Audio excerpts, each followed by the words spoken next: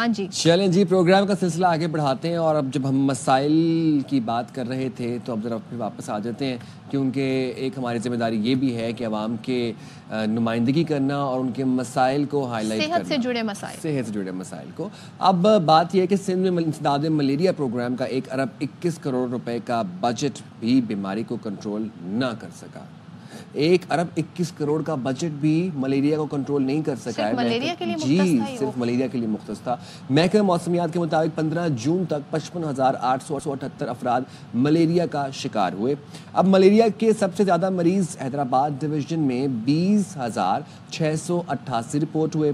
کراچی میں ملیریا کے 462 مریض سامنے آئے. سکر کی بات کی جائے, سکر میں ملیریا کے 4,827, لاڑکانہ میں 19,230, میرپور خاص میں 3,957, شہید بے نظیر بھٹو آباد شہید بے نظیر آباد میں 6,706 کیسز رپورٹ ہوئے. اس طرح مطلب دیگر علاقوں میں ہزاروں میں کیسز رپورٹ ہو رہے ہیں. یہ رپورٹ ہمارے سامنے آئی ہے, لیکن یہ کن وجوہات سے پھیل رہا ہے؟ ایک عام شہری اپنے طور پہ, چلیں جی گورنمنٹ جو بھی کرے, ایک عام شہری اپنے طور پہ کیا احتیاط کر سکتا ہے, اس سے بچاؤ کیسے ہو سکتا ہے, اور اگر جسے ہو جائے تو پھر کیا کیا جا سکتا ہے, اس پہ بات کر لیتے ہیں. ہمارے ساتھ موجود ہیں فیملی فزیشین عظمیٰ حمید صاحبہ. تھینک یو سو مچ عظمیٰ ہمیں جوائن کرنے کے لیے ونس اگین. تو پہلے تو بتائیے گا, ان دنوں بہت زیادہ ملیریا پھیل رہا ہے, اس کی کوئی خاص وجہ ہے؟ خاص وجہ یہ کہہ سکتے ہیں کہ جو ملیریا کا مچھر ہے اس کی جو بریڈنگ ہوتی ہے وہ اس سیزن میں ذرا زیادہ ہوتی ہے, مارچ سے لے کے اکتوبر والے سیزن میں, کیونکہ اس کو بریڈنگ کے لیے گرمی کا موسم یا ہیومیڈیٹی ریکوائرڈ ہوتی ہے. اچھا, ایک تو یہ عنصر آ گیا. دوسرا یہ ہے کہ جیسے آپ نے بتایا کہ یہ ہماری انفرادی اور سب کی ایک کلیکٹیو ایک جدوجہد, ایک رسپانس ہے کہ ہم کس طرح سے اس کو کنٹرول کر سکتے ہیں.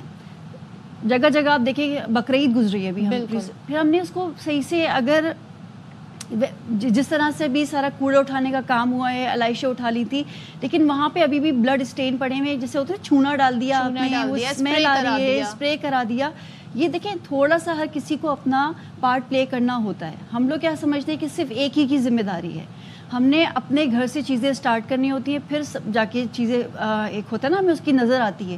ہم لوگ کہتے ہیں کہ بس اس کی ذمہ داری ہے, اس کی ذمہ داری. اپنے گھر میں قربانی کی, باہر علائشی پھینک دی, اس کو صحیح سے ڈسپوز نہیں کیا, کچرا آپ نے گھر سے صاف کر کے باہر رکھ دیا, کوئی اس پہ ڈھانپا نہیں اس کو, تو کیا ہوتا ہے یہ ساری جگہیں ہیں جہاں سے مچھر کی بریڈنگ زیادہ ہوتی ہے. اچھا, ویسے ملیریا کی بریڈنگ گراؤنڈز کیا ہوتے ہیں؟ پانی نہیں, پانی ہو گیا, کچرا ہو گیا, مطلب اس طرح کی گندگی جہاں پہ بھی ہوگی نا وہاں پہ یہ صاف پانی والے مچھر ہوتے ہیں وہ بھی ملیریا کے. دیکھیں جیسے فار ایگزامپل ہم بات کریں جو ماسکیٹو جو ڈینگی کاز کرتا ہے, وہ جو کھڑا ہوا پانی ہوتا ہے اس کے اندر اس کی بریڈنگ ہوتی ہے.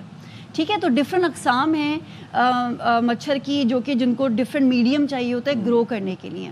تو اسی اچھا زبردست, ٹھیک ہے. اچھا, یہ بتا دیجیے گا آپ کے ہنگامی بنیادوں پر کیا اقدامات کرنے چاہیے انڈیویجولی اینڈ کلیکٹیولی؟ پہلے انڈیویجولی بتا دیں ذرا ہمارے ویورز کو.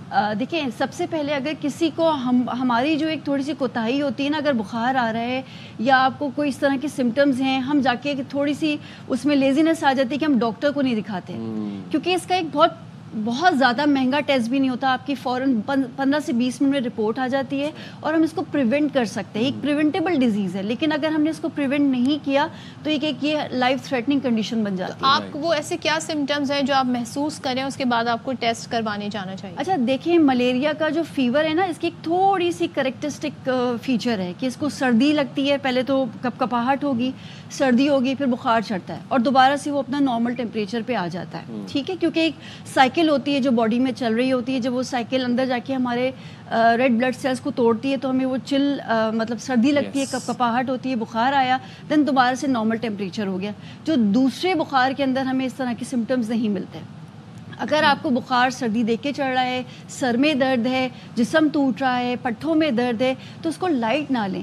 ٹھیک ہے, آپ نے خود سے اینٹی بایوٹک استعمال نہیں کرنی, کیونکہ اینٹی ملیریل ڈرگز الگ ہوتی ہیں. ٹھیک ہے, اور اس میں آپ کا کوئی اس کا کردار نہیں ہے اینٹی بایوٹک کا. آپ نے جا کے ڈاکٹر کو دکھانا ہے, وہ سمٹم اسیس کرے گا ڈاکٹر. اس کے بعد آپ کو ایک ریپڈ ڈائگنوسٹک ٹیسٹ ہوتا ہے, 15 سے 20 منٹ میں اس کا ٹیسٹ آئے گا.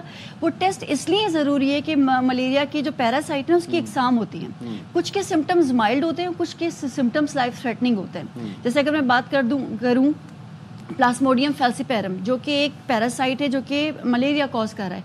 अगर ये पैरासाइट किसी को उस मच्छर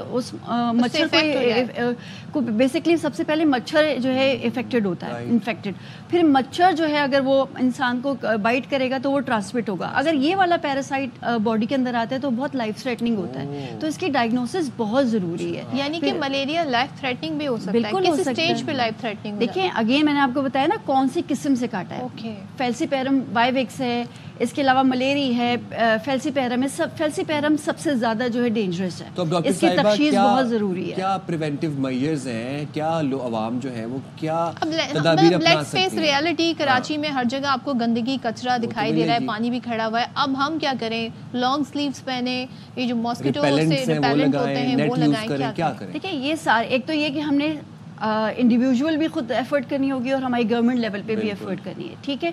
लेकिन जो हम एहतियाती तदबीर ले सकते हैं, गर्मी का मौसम है, एक तो ये कि देखें कपड़ों का ये एक स्टडी उसमें है कि जो मच्छर है वो ब्लैक, पर्पल, ऑरेंज कलर के जो कपड़े हैं ना उसको अट्रैक्ट करते हैं। ऑरेंज, हाँ, तो आपने वाइट या बहुत स्काई ब्लू लाइट कलर्स पहने ताकि वो आपको अट्रैक्ट ना करे, ठीक है। आपने फुल आस्तीनों का इस्तेमाल करना है। रिपेलेंट जैसे आपने कहा ज़रूर लगाएं रिपेलेंट, ठीक है, ख़ासकर रात के टाइम पे या आप ऐसी जगहों पे जा रहे हैं तो आप ज़रूर लगाएं। और अगर आपको कहीं आप ट्रैवल कर रहे हैं तो ज़रूर ऐसे एरियाज़ जैसे कि अफ्रीका हो गया, एशिया के कुछ एरियाज़ हैं जहाँ पे ये जो है ये मौजूद होता है, तो आपने वहाँ पे एहतियाती तदबीर लेते हुए वहाँ पे ट्रैवल करना है कि मेडिसिन लेके जाएं ताकि आप वहाँ जाएं तो आपको ये अटैक ना करे। और अब गर्मी है, गैर लानी लोड शेडिंग भी होती है, तो कराची में ये भी है ना, लोग अपनी छतों पर या बालकनियों में जाके सो जाते हैं, नेट का इस्तेमाल कर लें या जैसे कि वो स्प्रे आता है स्प्रे कर लें। मतलब ये चीजें हैं। वैक्सीन इसकी कोई नहीं है? देखिए वैक्सीन पे भी काम जारी है। वैसे तो इसकी वैक्सीन है, WHO ने इसको अप्रूव किया हुआ है, लेकिन अभी पाकिस्तान के अंदर वो इजीली अवेलेबल नहीं है। ओके, लेकिन बहुत सी एहतियात की जा सकती है, जैसे कि डॉक्टर साहिबा कह रही है प्रिवेंटेबल डिजीज है, उससे बचा जा सकता है। Thank you so much doctor इस्मा हमें ज्वाइन करने के लिए।